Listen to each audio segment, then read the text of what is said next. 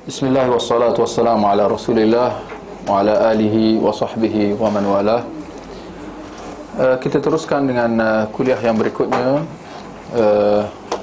kuliah Syarh Sunnah karangan Imam Al-Barbahari rahimahullah, yang wafat pada tahun 329 Hijrah. Dan insyaAllah pada pagi ini kita akan baca perkara yang ke-20, ya? Kalau tak silap saya, ya, perkara yang ke-20, ya? Betul? Ya? Perkara yang ke-20 berkenaan tentang syafaat. Berkenaan tentang syafaat Rasulullah sallallahu alaihi wasallam secara khasnya, ya. Baik, kita lihat perkara yang ke-20. Saya bacakan matannya, perkataan Imam Al-Barbahari, terjemahan perkataan Imam Al-Barbahari rahimahullah. Beriman dengan syafaat Rasulullah sallallahu alaihi wasallam bagi orang yang berdosa dan bersalah pada hari kiamat, dan ketika di atas sirat atau titian sirat, ya, mengeluarkan mereka dari perut neraka Jahannam, bahawa setiap Nabi memiliki hak, ya,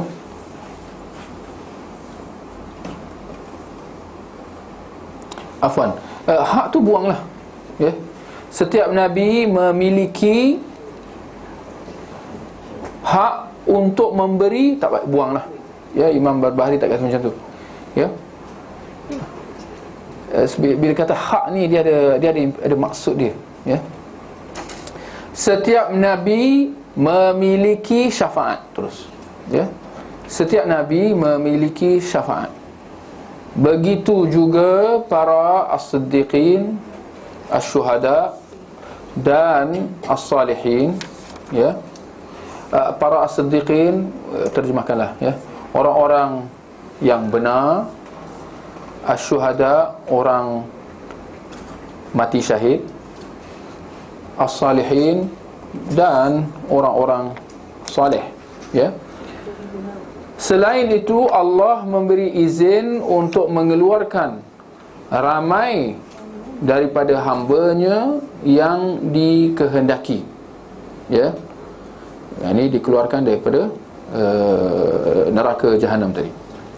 Mereka keluar dari neraka setelah terbakar hangus hingga menjadi arang, ya, hingga menjadi arang. Baik, kita lihat perkara yang ke-20 yang disebutkan oleh Imam Al-Barbahari di sini, ya. Dapat kita lihat ia berkaitan tentang akidah, antara aspek-aspek akidah yang perlu kita percaya dan perlu kita beriman dengannya, iaitu berkenaan tentang syafaat, ya. Apa artinya syafaat? Secara bahasanya apa artinya? Bila kita kata syafaat, apa artinya? Syafaat maknanya menjadi perantara antara seseorang dengan yang lain, ya. Dalam sesama manusia pun dia boleh jadi pemberi syafaat, ya, dalam hal dunia ataupun dalam hal akhirat. Itu kita kena fahamlah, ya. Dalam hal dunia biasanya dia panggil, dalam hal dunia panggil apa? Arbitrator. Ataupun biasa-biasa yang kita kena bila dalam urusan kita lah dengan pejabat kerajaan ke, biasa orang kata apa? Ada orang dalam ke? Rekomendasi, tak semesti rekomendasi, dia kena ada orang dalam tolong kita. Itu dia pemberi syafaat sebenarnya. Tu.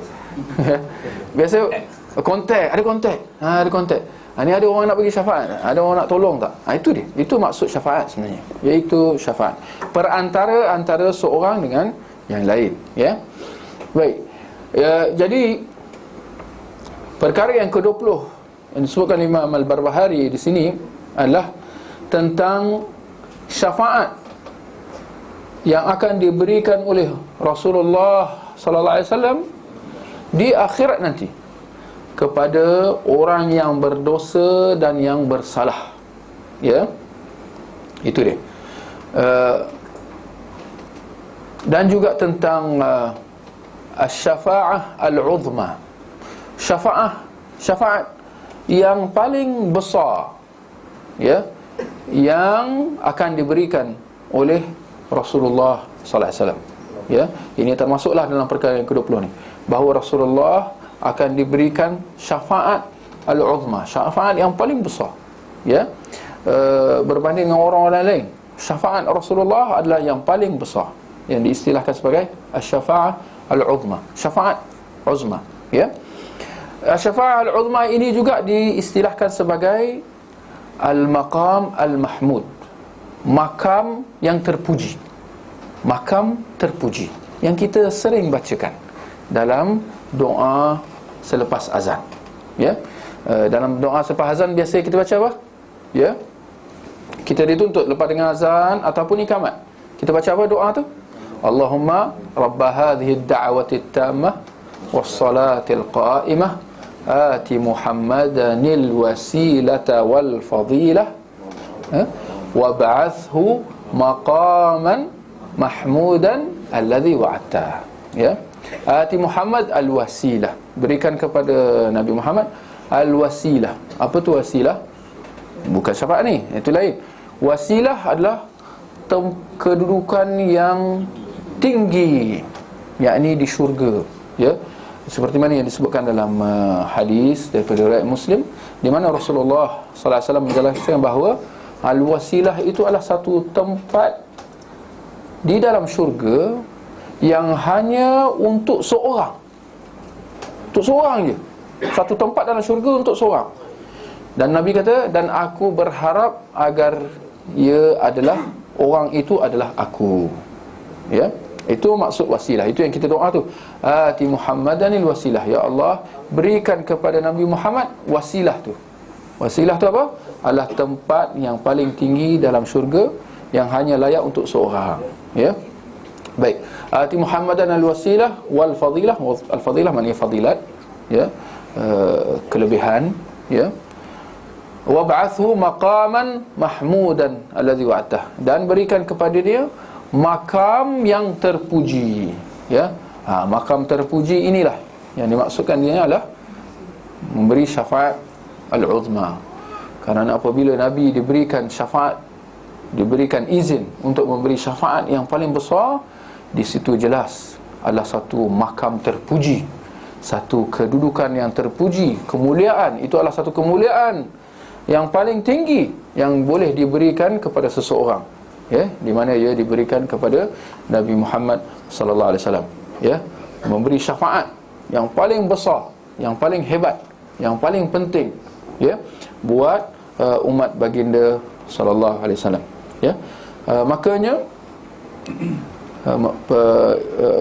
pemberian syafaat itu di samping, ya, daripada Rasulullah sallallahu alaihi wasallam, ia juga akan diizinkan buat para nabi yang lain, dan seperti mana yang disebutkan oleh Imam Al-Barbahari, oleh orang-orang as-siddiqin, orang-orang yang benar. Orang yang benar ni maknanya ialah satu istilah lah, ya. Maknanya orang yang lebih lagi, ya, lebih daripada dia bukan sekadar Islam je, bukan saja iman, tapi dia mendapat kedudukan as-siddiqin. Seperti mana gelaran yang diberikan kepada Abu Bakar as-Siddiq, orang yang benar. Maknanya dia membenarkan imannya dengan perbuatannya, ya, dengan melaksanakan segala suruhan dan menjauhi segala larangan Allah Subhanahu Wa Taala. Itu as-siddiqin. Asy-syuhada maknanya orang-orang yang mati syahid, ya, gugur di medan perang, ya, dan orang-orang yang soleh, ya, orang-orang soleh. Itu di situ as-siddiqin paling tinggi. So kita ada syuhada dan as-salihin, ya. Baik. Dalam masalah memberi syafaat, ya, satu aspek yang kita lihat ada kekeliruan yang berlaku di kalangan masyarakat.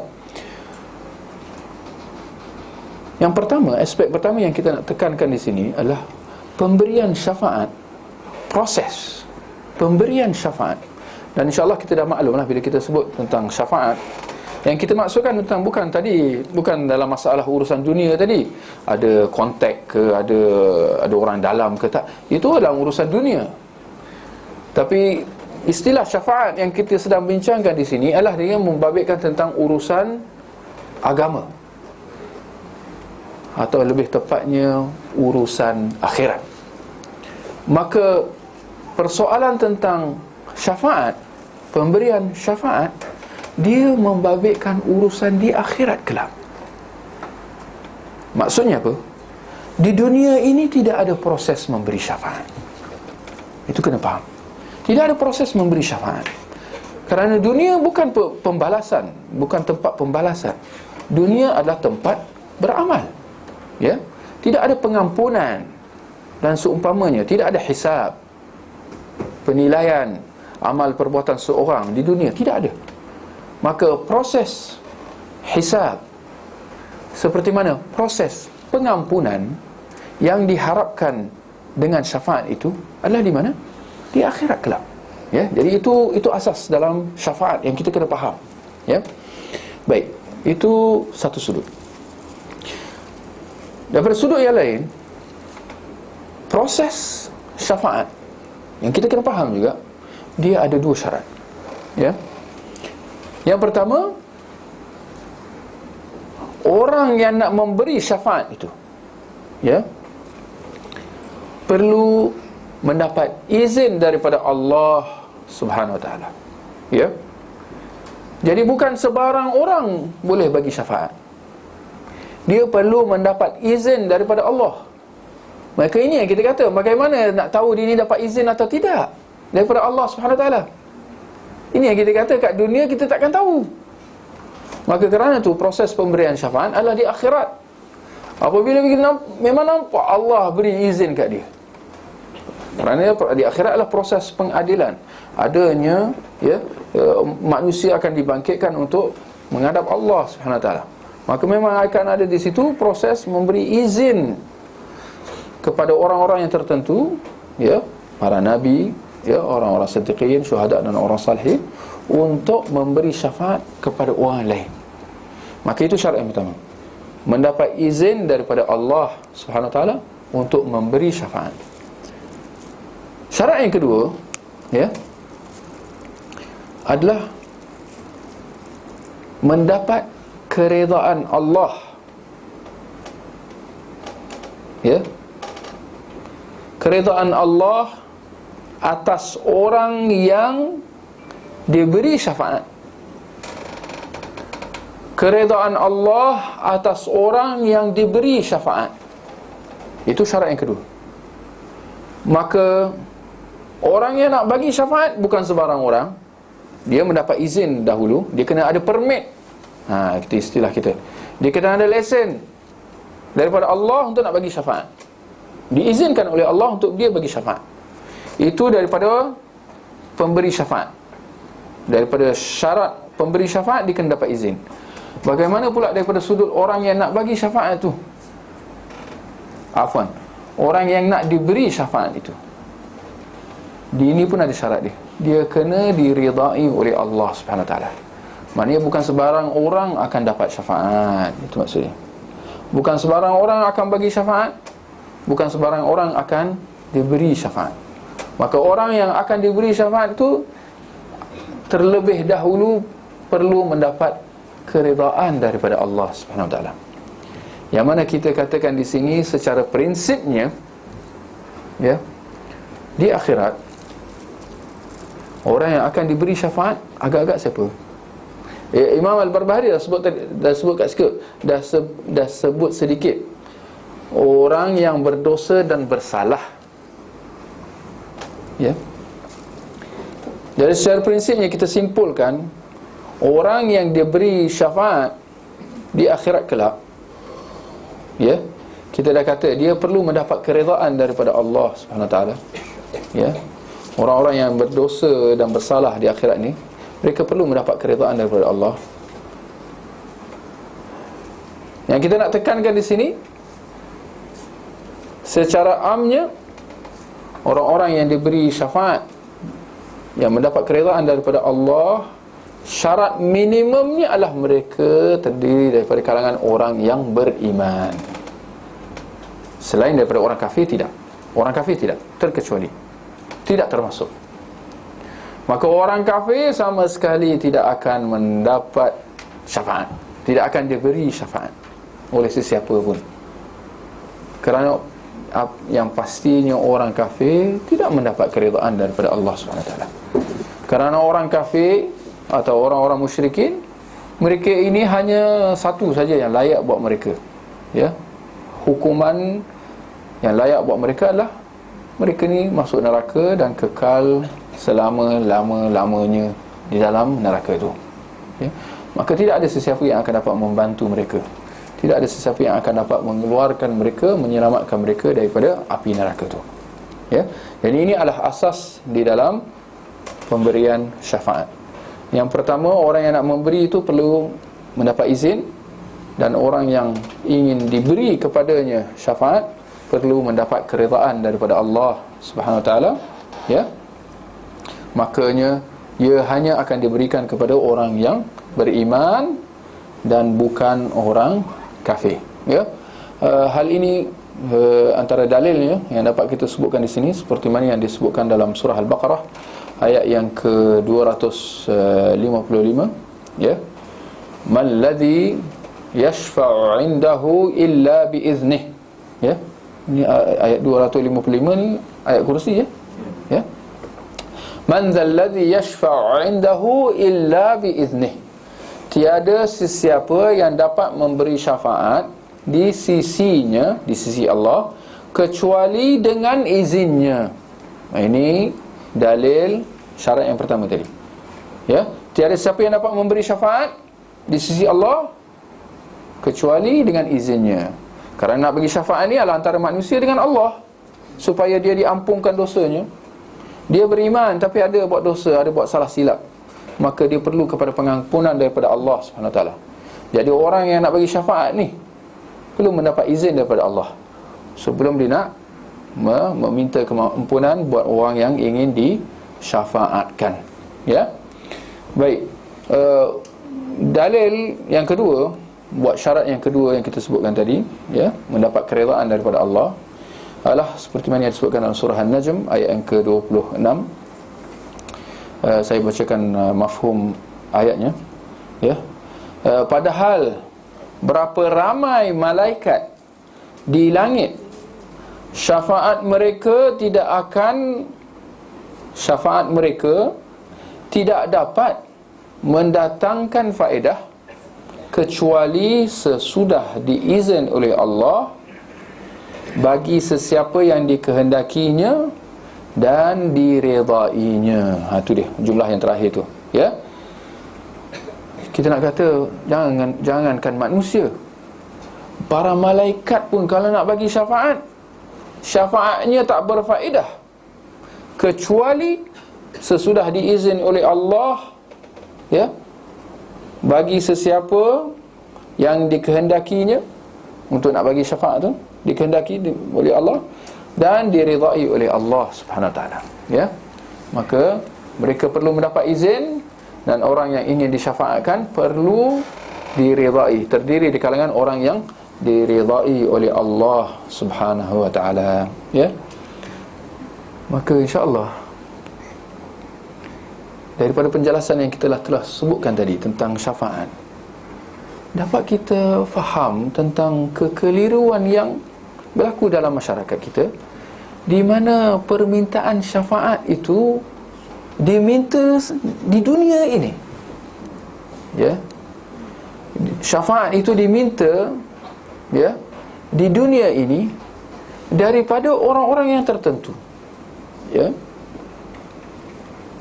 Sedangkan jelas orang-orang ini, sudahkah mereka mendapat izin daripada Allah? Mana kita tak tahu.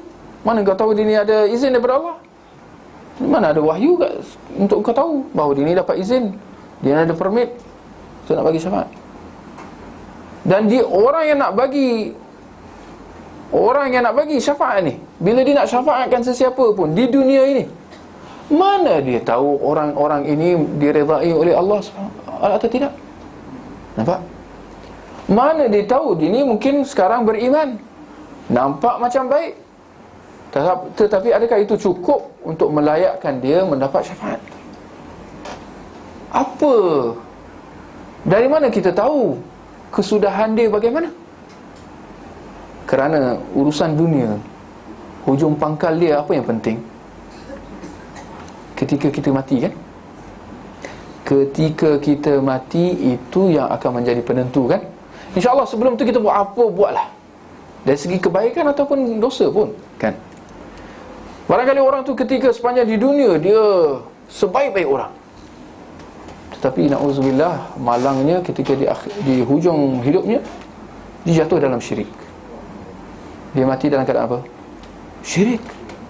Maka dia tidak layak untuk mendapat syafaat. Sebaliknya, di dunia ni, sepanjang hidup di dunia, penuh dengan dosa dan noda, penuh dengan maksiat, bahkan penuh dengan kekufuran dan syirik. Tapi adakah ini membolehkan untuk kita kata, membuat kesimpulan, oh dia ni tak layak dapat syafaat? Mana awak tahu?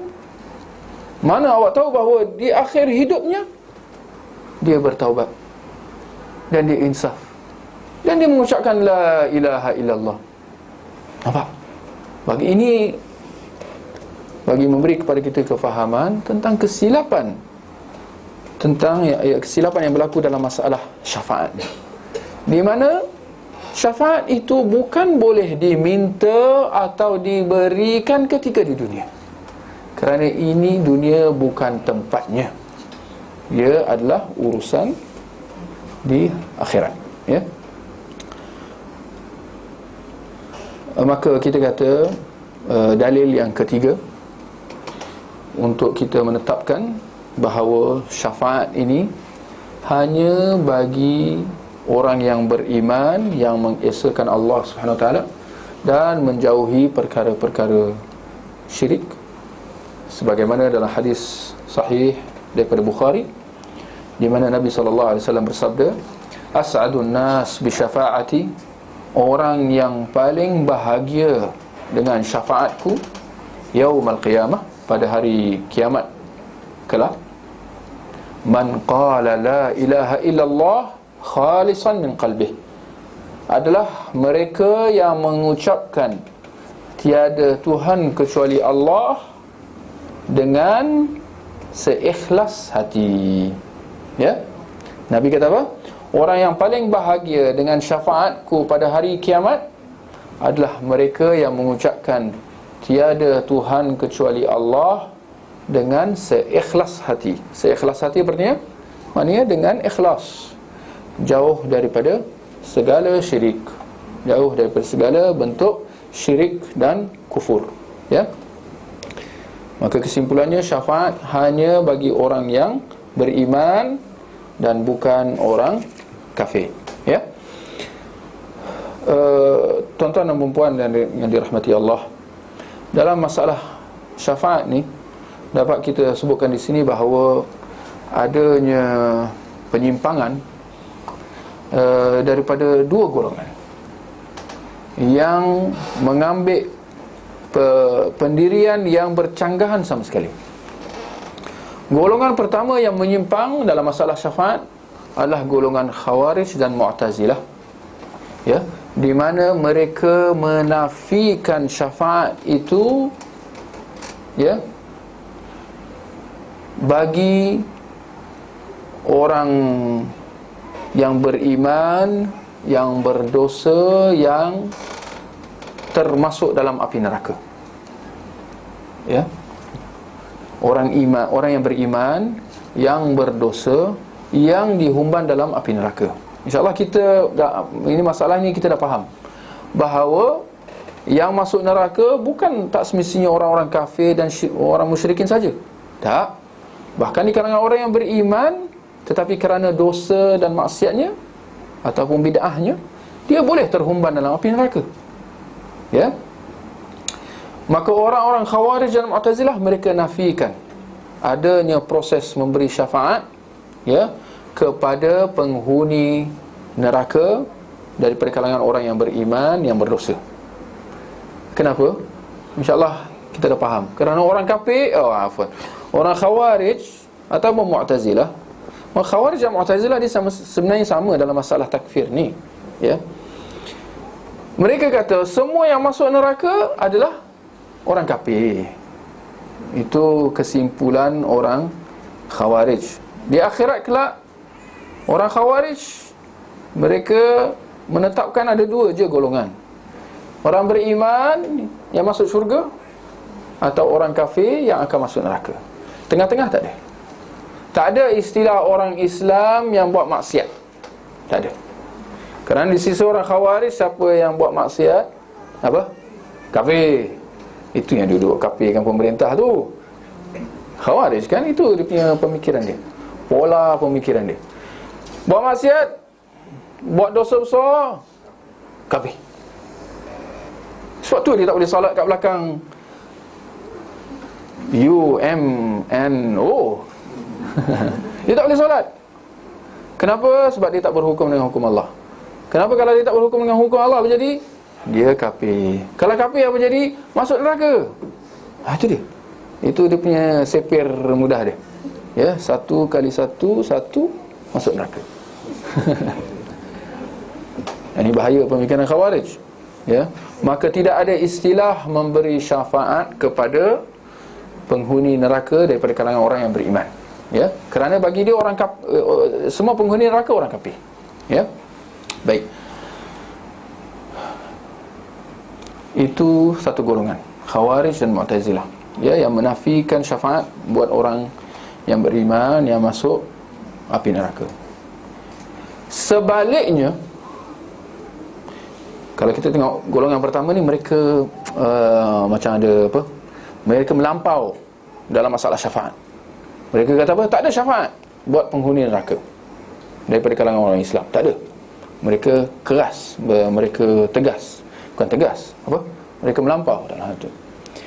Sebaliknya lah golongan kedua yang mengambil mudah tentang masalah syafaat, iaitu golongan golongan Rafidah, Syiah Rafidah, dan golongan pelampau Sufi dan penyembah kubur. Ya. Kalau pelampau Sufi itu dia penyembah kubur lah, dia adik-beradik lah. Ya. Seperti mana orang Rafidah pun begitu juga. Orang Rafidah, tidak ada orang Rafidah kecuali dia penyembah kubur. Tapi itulah bezalah. Bukan semua orang Rafidah Sufi. Seperti mana bukan semua orang Sufi Rafidah. Tapi mereka semua sepakat dalam menyembah kubur. Ya. Menyembah kubur. Mereka tak panggil menyembah kubur. Mereka panggil apa? Tawassul dengan kubur. Tapi bagi istilahnya adalah menyembah kubur. Ya. Jadi itu kita betulkan istilah tu.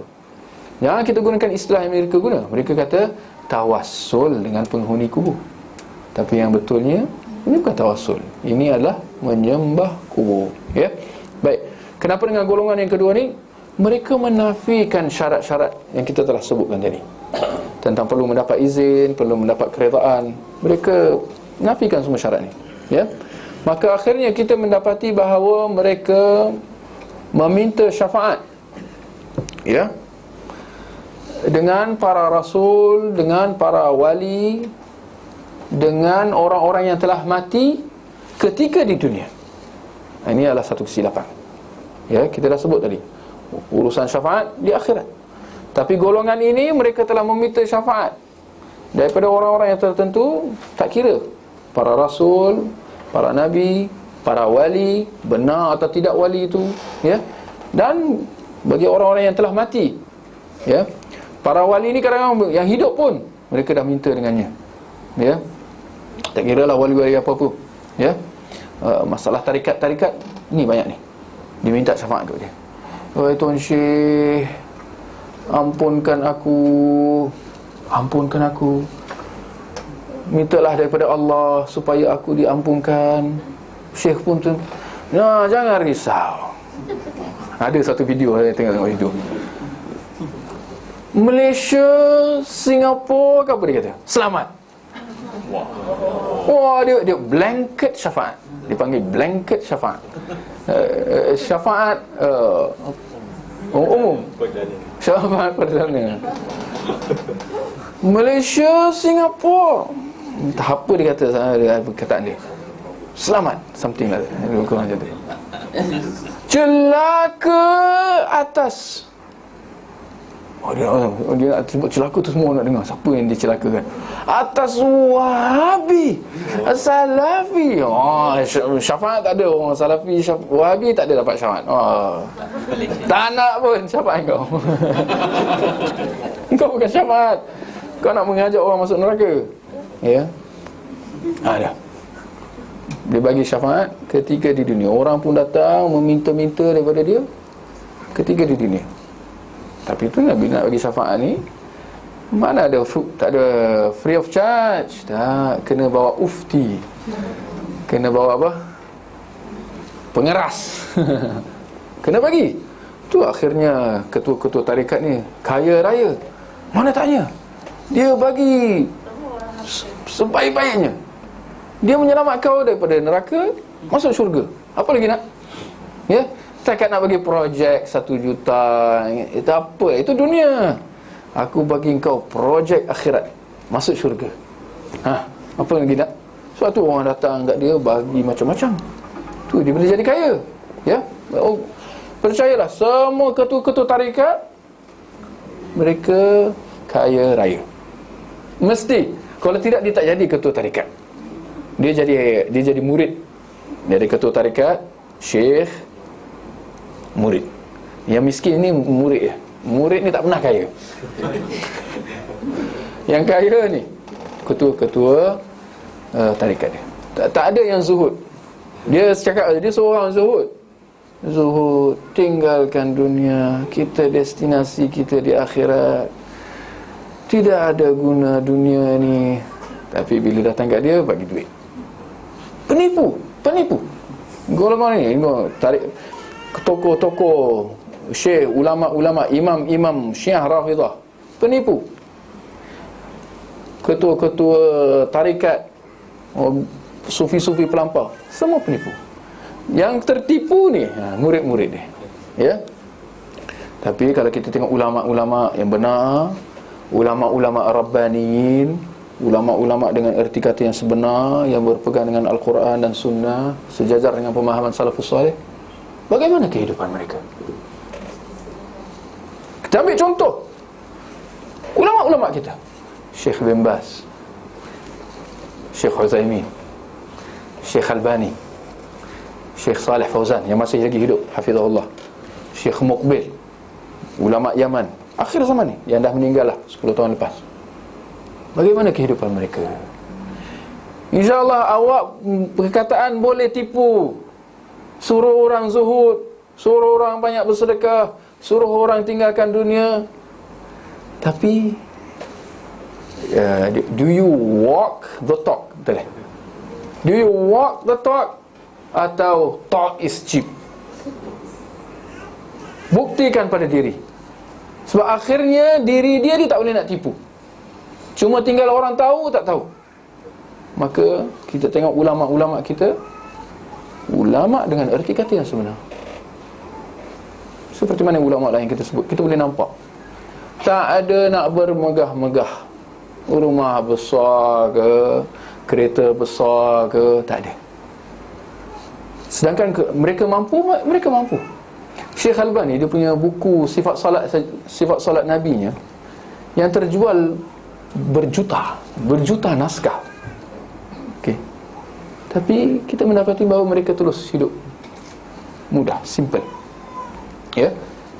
Kenapa? Kerana mereka adalah ulama dengan erti kata yang sebenar. Ulama yang berdakwah bukan kerana nak fulus. Mereka berdakwah kerana Allah Subhanahu Wa Taala. Mereka mengharapkan ganjaran daripada Allah Subhanahu Wa Taala. Mereka tidak mengharapkan duit daripada murid-murid dia. Tak ada. Syekh tu bagi duit ada. Ya. Banyak syekh-syekh, ulama-ulama di sana, dia bagi duit kat murid tu. Dia tengok murid tu susah, tak adalah upacara penyampaian bantuan, baik gambar, tak ada. Ada Syekh Albani, ada orang cerita, dia sebut dalam buku. Dia pergi rumah syekh tu agaknya kesian dia. Syekh tu kata apa? Syekh ni Syekh Albani. Syekh Albani kata, "Mai aku tengok buku kau tu." Syekh tu kan nak tengok buku dia sangat pun, buku syekh lagi banyak kan. Tengok buku kau tu sikit. Syekh masuk bagi dia balik. Dia pun pelik. Kenapa Syekh Albani minta buku aku ni? Apa hebat sangat buku aku? Kan? Tengok dia bagi duit. Oh, Syekh bagi dia duit. Nampak? Syekh bagi duit. Tak ada murid-murid nak bagi duit, bagi syekh duit, tak ada. Ulama-ulama ini mereka tidak mengharapkan duit daripada murid-murid. Berbeza dengan ketua-ketua tarikat tadi. Syekh nak bagi duit, sorry, awak bagi duit. Give me your money and I will give you syafaat. Ya. Ya. Baik. Saya ingat cukuplah sekadar itu. Ya. Kalau ada sebarang pertanyaan sebelum kita mengakhiri kuliah kita. Ada lagi satu pertanyaan, kuliah 2 minggu lepas tentang air apa? Tentang Sungai Al-Kautsar. Ya. Minggu lepas kita telah bincangkan tentang Telaga Haud, ya, telaga bukan perigi, telaga Telaga Tasik, ya. Haud Rasulullah sallallahu alaihi wasallam. Ada yang bertanya tentang bagaimana dengan Al-Kautsar, ya. Seperti mana dalam surah Al-Kautsar, inna a'tainaka al-kautsar, sesungguhnya kami telah kurniakan kepada engkau wahai Muhammad, ya, Al-Kautsar, ya. Hal ini disebutkan dalam hadis yang sahih daripada riwayat Imam Tirmizi, di mana Nabi menjelaskan tentang maksud Al-Kautsar tu dengan bersabda, Al-Kautsar nahrun fil jannah hafatah min dhahab wa majrahu ala durar wal yaqut. Kautsar itu adalah sungai dalam syurga, bentengnya daripada emas dan dasarnya daripada mutiara dan delima, batu permata lah, ya. Jadi Kautsar ini adalah sungai dalam syurga. Berbeza dengan Haud tadi. Haud itu adalah ketika dia padang mahsyar, sebelum, ya, penghuni syurga atau neraka masuk ke neraka atau syurga, ya. Jadi Haud adalah sebelum itu. Adanya perselisihan sama ada dia sebelum atau selepas titian sirat tu. Walaupun ada ulama yang mentarjihkan bahawa Haud tu sebelum titian sirat tu, kerana sesudah titian sirat tu, ia adalah sama ada terjatuh dalam neraka atau lepas titian sirat tu dan masuk syurga, ya. Jadi Haud sebelum tu, ya, selepas proses pengadilan, ya, penghisaban amalan-amalan, ya. Tetapi itulah dia, Telaga Haud ni yang terletak di padang mahsyar, sumbernya datang daripada Sungai Kautsar. Mungkin itu yang menyebabkan ada kekeliruan. Kautsar ni Haud kan, sumber airnya daripada syurga, daripada Sungai Al-Kautsar, ya. Seperti mana dalam hadis yang sahih daripada riwayat Muslim, innal haud yashkhubu fihi mizabani minal jannah. Telaga Haud airnya datang daripada 2 saluran daripada syurga, yakni Sungai Kautsar tu, ya. Baik, kalau ada soalan pertanyaan. Ahli fatrah yang pada bentuk ujian dia dekat sekitar sirat ke ataupun kat mana? Sekali lagi, dia punya perincian dia tidak ada disebutkan tentang ahli fatrah. Apa tu ahli fatrah? Ahli fatrah maknanya orang yang tidak diketahui kedudukan, tak tahu, tidak diketahui tarafnya, sama ada beriman ataupun tidak beriman, kafir, ya. Dan ahli fatrah ini sama ada golongan kanak-kanak yang belum sampai baligh lagi, dia dah meninggal, atau di kalangan orang yang dewasa tetapi yang tak sampai, orang kata tak sampai seru. Bukan tak sampai seru yang kita faham, tak. Dakwah Islam tu tak sampai kepadanya kerana dia tinggal di pedalaman contoh. Atau jangan terkejut, seperti mana yang disebutkan oleh Syekh Albani, barangkali dia hidup di kalangan masyarakat, bahkan barangkali di negara-negara Eropah Barat di sana, dakwah Islam sampai kepada dia, tetapi tak sampai dengan cara yang benar. Dengan erti kata, tidak tertegak hujah di atasnya. Dakwah Islam yang sampai kepadanya dakwah Islam yang terpesong, perspektif yang salah, gambaran yang salah. Seperti mana yang kita lihat di barat sekarang, di mana dakwah Islam yang sampai, yang dimomokkan, yang dicuba disebarkan kepada orang-orang kafir di sana adalah Islam tu teroris. Jadi jelas itu adalah satu message yang salah, ya. Maka jangan kita terkejut kalau orang tu tak nak masuk Islam kerana dia mempunyai persepsi bahawa Islam tu agama teroris. Maka Syekh Albani dia mengatakan bahawa golongan ini termasuk di kalangan golongan ahli fatrah. Walau apa pun jangan kita keliru juga. Mereka ini di sisi kita menghukum secara zahir. Kalau dia tidak beriman, dia apa? Kafir. Jangan kita nak kata, oh dia ni iman dalam hati, dia ni Islam tapi dengan cara yang lain. Ini falsafah, ya. Kita di dunia, orang tu, kerana kita hanya dituntut untuk menghukum seorang tu secara zahir. Maka orang-orang kafir di Amerika ke di Eropah ke, antara dua, kita menghukum secara zahir, beriman ataupun kafir. Walaupun barangkali di sisi Allah boleh jadi orang itu ahli fatrah. InsyaAllah boleh dibezakan, ya, antara hukum di sisi Allah dan hukum di sisi kita manusia secara zahir, ya. Maka ahli fatrah, mereka ini ada keadaan dia, mereka ada special case di akhirat pula, di mana mereka akan diuji, ya, seperti mana disebutkan dalam hadis, mereka akan diuji dengan satu ujian yang khusus buat mereka. Sekiranya mereka berjaya, mereka akan masuk syurga. Sekiranya tidak, mereka masuk neraka. Ya, ada ujian, ya, dengan hikmah Allah Subhanahu Wa Taala. Ini urusan di hari akhirat kelak lah buat ahli fatrah, ya, insya-Allah. Baik. Kalau begitu kita akhiri dengan tasbih kafarah. Subhanakallahumma wa bihamdik, asyhadu an la ilaha illa ant, astaghfiruka wa atubu ilaik.